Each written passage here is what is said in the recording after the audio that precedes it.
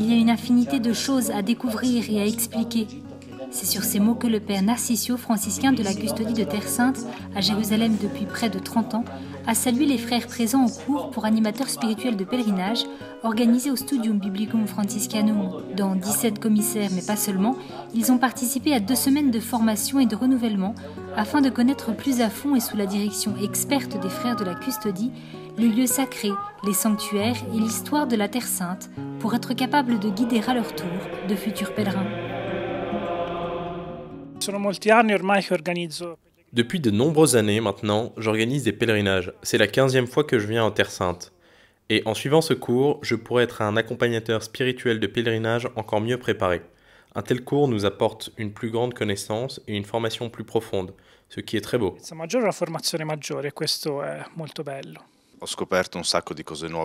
J'ai découvert beaucoup de nouvelles choses que je ne savais pas. Des sites que je n'avais pas vus ou dont j'avais seulement entendu parler. Le mieux de tout, c'est d'avoir eu le temps d'aller dans tous ces lieux, de s'arrêter, de regarder et d'écouter ce que les pierres peuvent encore nous dire. Le cours a été intense et varié.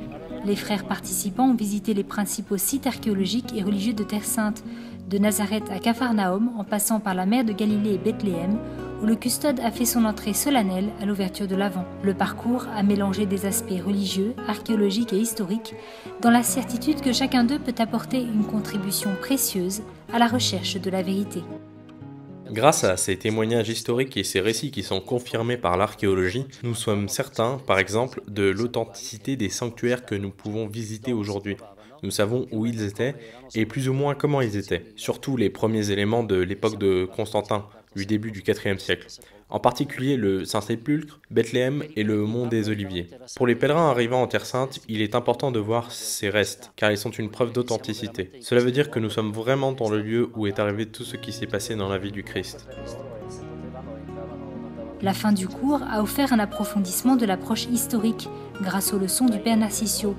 Le frère a raconté aux personnes présentes la naissance et l'évolution du christianisme en Terre Sainte depuis l'année 0, en leur montrant des documents uniques, un registre des pèlerins et un registre des conversions de l'an 1500, un livre d'annales écrit à la main par des frères à partir de 1230 jusqu'à la bulle émise par le pape Clément VI en 1342.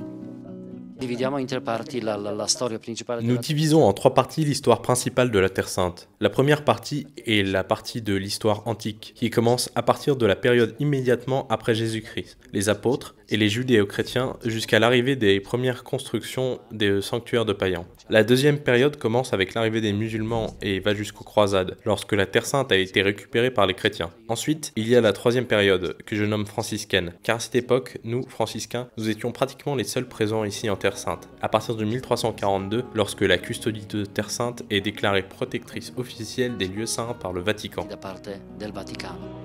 Une formation intéressante et concrète qui a permis aux participants de toucher au plus près les lieux que le pape Paul VI a appelés le 5e évangile.